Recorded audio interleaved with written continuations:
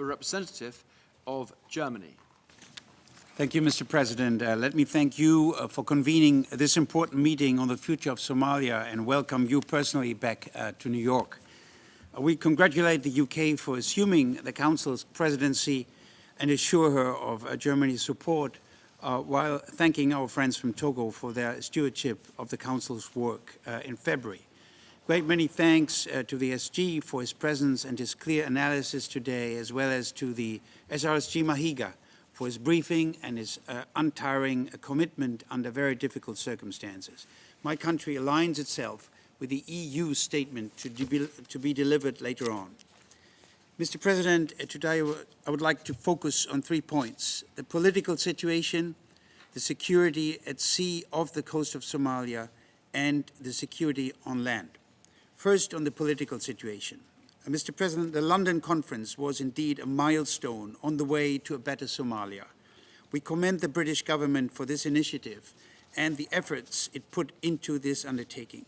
It was particularly useful that all major actors from within and outside of Somalia participated and agreed to come to common solutions. We therefore look forward to the upcoming Istanbul conference that will certainly continue this positive trend. The sustained engagement and support of the international community should encourage the Somali leaders to move forward and achieve tangible progress in the implementation of the roadmap. In this context, we recognize the important meetings in Puntland and commend the outcomes of Garowe 1 and 2. While these are certainly steps ahead, many questions, however, still remain unresolved. These pertain to the election of a new parliament and the approval of a new constitution. Further, finding administrative and security arrangements for newly liberated areas in the south and center of Somalia remain a priority. Somalia has no time to lose. Therefore, we see with regret and a certain degree of frustration, to be quite frank, the deadlock in the transitional federal parliament and the ongoing infighting in the transitional federal institutions. The Council has confirmed many times that it is ready to act against spoilers that slow down the country on its way forward. The time has come for the Council to discuss what type of effective action it can take against the spoilers of the Somali peace process. There are no more excuses for derailing the process, especially since the London conference and this Council have confirmed once again the transition will end in August. Mr. President, let me now turn briefly to my second point, the military security aspects of the situation in Somalia, namely the issue of piracy. Piracy continues to pose a threat to civil navigation in the waters of Somalia and also to the delivery of much-needed humanitarian aid to the people of Somalia.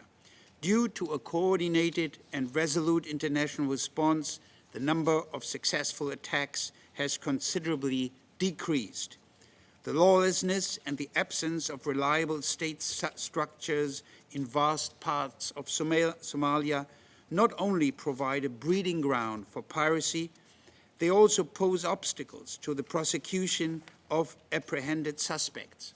Prosecution remains an element in our response to piracy that should be further strengthened. We commend the efforts of states in the region in this respect and encourage others to join. Germany has provided substantial support to these efforts, both directly and through the trust fund of the contact group. We need to disrupt the pirates' business model by increasing our efforts against the beneficiaries of piracy and improving our understanding of the financial flows generated by piracy. Mr. President, let me turn to my third point, the security situation on land. Germany commends the African Union mission in Somalia that operates under very difficult circumstances and that has made enormous sacrifices. It has been the determination and commitment of these AU forces that improved the security situation on the ground in the past month, thereby also creating better conditions for providing humanitarian aid. With Resolution 2036, which was adopted on the eve of the London conference, the Security Council extended considerably the mandate of AMISOM and the scope of UN support for the mission. In making this decision, the members of the Security Council expressed their willingness to seize the opportunity on the ground. It is now crucial that the new strategic concept of AMISOM be implemented in a timely and comprehensive manner, and that all components of AMISOM jointly work towards fulfilling its objective. We look forward to the swift rehatting and arrival of new troops in line with the agreed schedule. The Council will closely monitor progress in this regard based on the regular reports in accordance with Resolution 2036. This resolution recognizes the support provided to AMISOM by bilateral partners and regional organizations.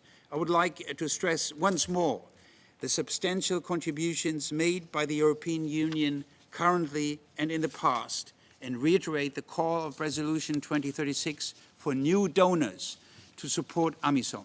Finally, Resolution 2036 also calls for the speedy establishment of Somali security forces. If the Somalis themselves that eventually need to take care, it is the Somalis themselves that eventually need to take care of their country and provide for safety and security of the population. Therefore, the establishment of professional and reliable Somali security forces is key. The international community needs to support Somalia in this respect. My country actively engages in the EU training mission for Somali security forces and encourages others to join these efforts. Mr. President, for Germany, the ultimate goal of all efforts remain a peaceful and functioning Somali state with responsible state authorities that effectively serve the people of Somalia. And I thank you, Mr. President. I thank the representative of Germany for his incisive statement, and I now give the